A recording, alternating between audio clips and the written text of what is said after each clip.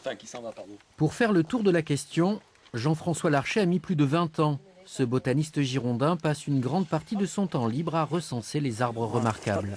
On arrive à 6 mètres 48, ce qui en fait un des plus gros arbres du département. Voilà.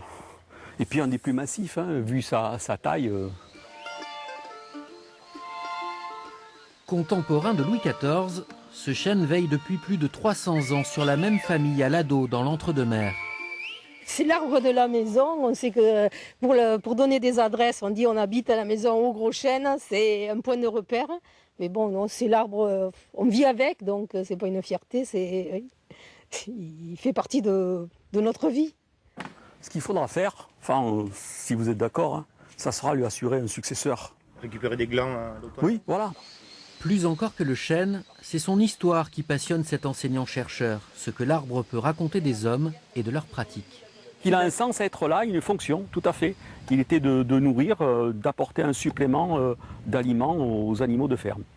D'accord. À l'époque, sous Louis XIV, même après, hein, les fermes ont gardé longtemps un couple de cochons qui étaient tués en fonction des besoins.